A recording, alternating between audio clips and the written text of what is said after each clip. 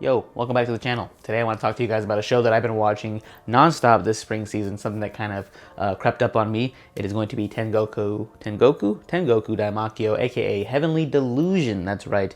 Some of you might have heard of it by now. It is getting kind of big, at least in this last spring season. But for me, it kind of just snuck up on me, and I have been enthralled by it ever since. So I just kind of wanted to do a video expressing my enthrallization. Is that the word? That's probably not the right word. Of this show. Now, the story itself is divided into two parts. One part is going to be the inside walls, which is pretty much just a dome that these children live in. They seem to be students of some sort, ranging anywhere from between about 5 years old to maybe like 18 years old. And all these students that we see so far seem to be augmented in some way. They are heightened as far as like their smarts, their physical abilities, stuff like that. They seem to be advanced, and they live in like a futuristic setting. It seems like there are robots running everywhere. There's doctors everywhere. They have all these some sort of like technology everywhere that they kind of like encounter in this world. And then on the flip side, we find out the outside of this dome is a post-apocalyptic setting where 15 years ago some sort of cataclysmic event happened and it reduced everything to rubble, but there are some infrastructures in place that make it seem like they are kind of rebuilding. There are like hotels, there's markets, there's people running around making trades, there's bandits, of course. Typical post-apocalyptic setting, and that's where it follows the other story of Kuroku and Maru, who are pretty much the main characters of this. We hardly see the Dome kids as far as what we've seen so far. They are on a long escort mission. It seems like Kuroku has been hired to guide Maru to a place called Heaven. And that is probably where the namesake comes from of this show, Heavenly Delusion. And we are presumed to believe that the inside dome place is heaven because it is so advanced compared to the outside world. And before we get any further, I'm going to give you guys a spoiler alert warning because I'm probably going to talk about some spoilers. Now, you know what? I am going to talk about some spoilers. So if you haven't seen it yet and you do want to kind of go in blind, I suggest not going any further than this. But if you don't care, or you have already seen it, then be my guest. This one's interesting because it is a Hulu original, and I think it's the first one that I've watched on Hulu that's been an original. You know, we have Netflix originals and Crunchyroll originals, but this is the first time I was like, what the heck is this? And it's Hulu. Like, how good could it be? Because compared to Netflix, they don't really make too many good original series. So I was kind of hesitant at first because I was seeing screenshots and like little videos everywhere of the show. So it took me about a month or so to get on board with this show, to finally like, you know, sit down and give it a chance. And I'm glad that I did, because from the first episode, I was hooked right away. It does have a very like mystery, science fiction tone to it. That's what I think mainly what I was into, because I'm finding out more and more about myself that I do enjoy science fiction more than I lead on to believe.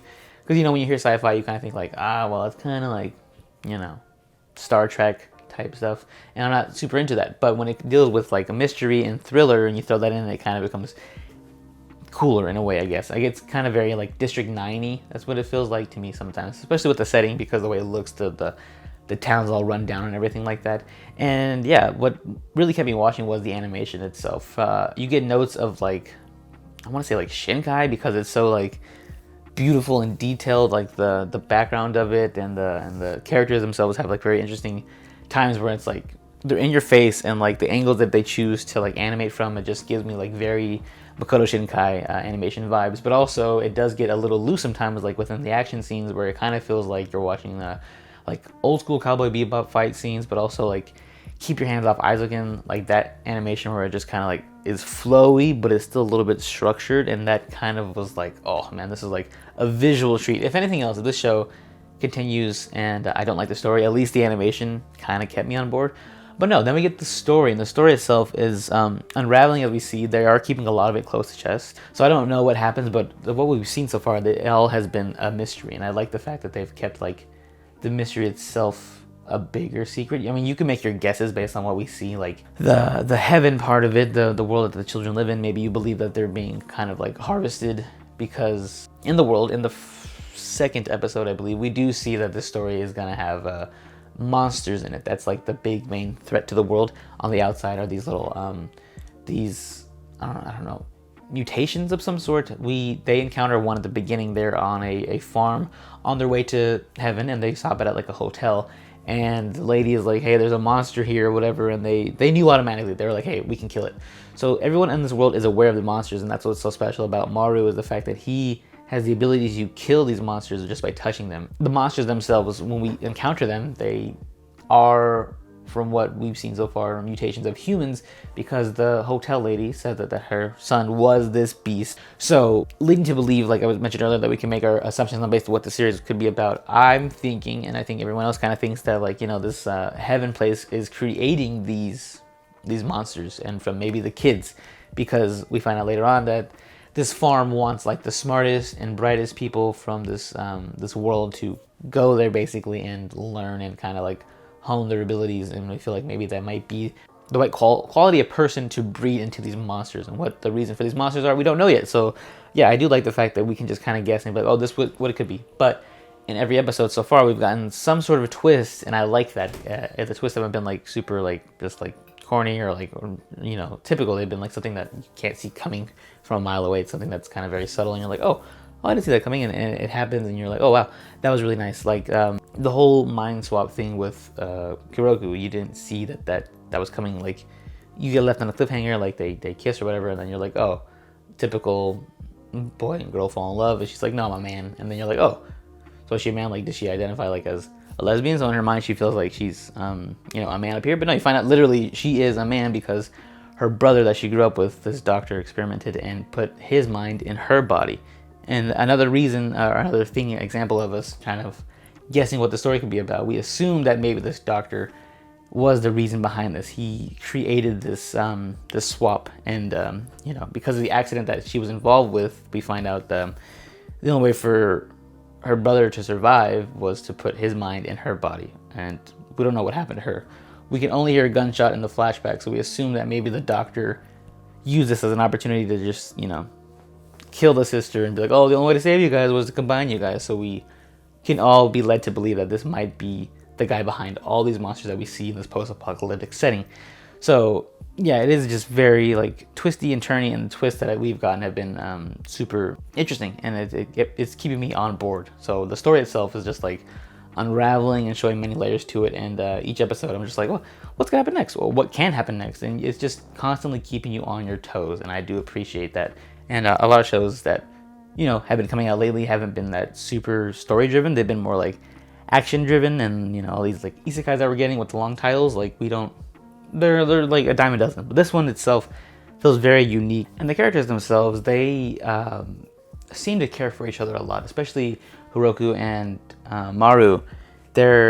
You see their bond growing as the days go on, because they are on this long road trip after all. And it is sweet to see how they end up caring for each other, and Maru kind of struggling with the idea that, you know, she looks like a woman, but she's not, because her mind is a man. So it's a fun situation for them to be in, especially the fact that Hiroku kind of like uses that to his/her advantage when she's trying to get Maru to do things like, oh, I'll let you, you know, touch my boobs if you go down there and grab this laser, and he just right away does it. So I do like the relationship that they have. It's developing into a quite dynamic one, and it's one of the more fun tropes that we've seen, or more fun pairings that we've seen so far. They do genuinely care about each other, and it goes kind of beyond like, you know, the typical like, oh, I'm in love with you thing. It's like, I care for you as a brother, but also I want to protect you because you are my sister. And it's a fun dynamic that they develop through the episodes that we get so far. And then on the inside world, there's also more connections being built. We're not getting to know them as much, but we are seeing them, you know, learning how to be human, and they are so deprived of the outside world and everything that it is, because these scientists are kind of like grooming them, that you see that they're exploring like their wants and needs on their own. Like, you know, they're watching them, and there's a part where the scientists kind of see like, oh, they're kissing. Why are they doing that? We haven't taught them that. They just shows you like nature is kind of taking over, and it's like they're gonna do it regardless, like whether or not you teach them or not. And then what's his name in the inside? Tokyo, who is pretty much just the counterpart to Maru, which is another story aspect that we have not even delved into yet, whether or not, but why they look like each other. We see her kind of like coming of age, and like people being in love with her on the inside. Like one of her friends who was dying kind of like confesses his love to her, and she freaks out about it, but then she goes to like the older kid who she kind of goes to for advice. He ends up saying like, you know, pretty much, I love you, and he kind of agrees like, you know, I love you too. So it's a fun like coming of age story that's going on inside of the dome, but as well as on the outside of the dome. So you get two, I guess, coming of age stories in different settings. And yeah, each character you kind of like, I don't think there's really anybody in the story that you're not kind of like liking so far. Like everybody's playing their role very well. Like even the side characters that we encounter along the way, like the boat crew who kind of want to take on Maru and Hiroku and have them join their crew, like to be their bodyguards. They kind of like end up loving these kids. They're like, oh, they're so respectful and they're so nice to us. And even though we're like, you know, pirates basically, like even we care about them. So each character that they encounter is like making a connection with them. And then the bad guys that we get along the way, they're playing their role so far. Like the doctor, we haven't really seen him, but he's creepy, what we've seen so far. And the new doctor that we got to meet, currently on episode 8. So before the full reveal of the doctor who's creating these monsters in this new city that they're part of. He seems like a creeper and he's playing his role really well. So all the characters are pretty strong. None of them seem like kind of like, whatever. Like even the bear that we encounter in here, there's just a regular old bear that they encounter. You enjoy the bear and what the bear brings as being like a threat to them. So characters definitely is another reason why this story or this show has grown on me so much. And the content and the story that they explore, I do like the fact that it's not like handled as a traditional like just like shonen story, you know, like I guess a My Hero, like how, you know, Midoriya is in love with Ochiko, but they don't really ever like fully embrace each other. This one, like every time the episode starts, we say, hey, like this is a TV mature episode, whatever. They give you the warning before it shows, and it kind of delves into each material with that, you know, I guess constraint or I guess unrestraint, and it doesn't shy away from any of the story that it wants to tell. It kind of fully goes there as far as the story goes, like confessing their loves to each other, or like, you know, Hiroku and Maru wanting each other, but they kind of like the sexual tension that they have there or whatever. It doesn't shy away from that, and I think that it adds to the story, and it doesn't feel like they're confined to telling the story in a certain way. They're like, no, we're gonna go for it, and we're gonna go for it hard, and I think that they are benefiting from it a lot because a lot of the story is sticking and it's becoming memorable. So it's nice not to just be like handheld through each story, like, oh, we're gonna do this, whatever. No, it's just kind of like, hey, we're gonna go for it, and you're gonna watch it or you're not. And sometimes we'll explain our reasoning, and sometimes we won't. We'll let you kind of interpret it. So it always is fun to see stories like that where they're kind of like, hey, you're gonna get it or you're not. You decide. And yeah, just overall, this show itself, I don't really have any complaints for it so far. Again, I'm only 8 episodes in. I think it's slated for 13 episodes, at least this season is, and they haven't really missed a step for me. Each episode has been, you know, enjoyable. Some have been better than others, I guess, but they've all been really good. Like I said, I don't have any like big complaints. I'm trying to think of some right now, and I don't think there's really any that I have. I was gonna say like maybe that we want to see like more explanation on like the villains, but no, that's part of the mystery of it. It's like they want to keep you in the dark as long as possible before they show you.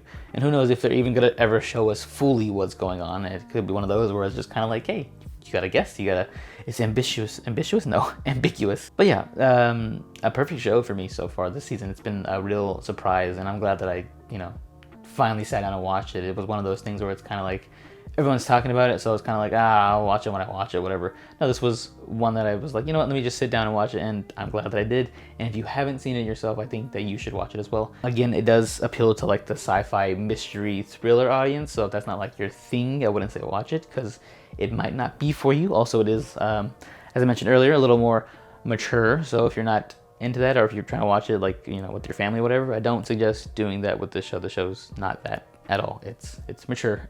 And yeah, so if you can pass those tests, then yes, I suggest you watch it. Anybody should be adding it to their spring list at this point. And again, 13 episodes, so it's not gonna be super long, and you can probably knock it out once it fully finishes in a few weeks, probably within like a day or so. Thumbs up for me, go check it out. Just wanted to kind of like gush about the show for a little bit, because that's how motivated I was. I was like, you know what, I gotta make something about this, I gotta talk about this. And a lot of people that I know aren't watching it yet, so I think that everyone who sees this should watch it. So yeah, there's my mid-season review / overview of Heavenly Delusion. I'm not gonna say the Japanese name again because it's really hard, but the title will be right there. There you go.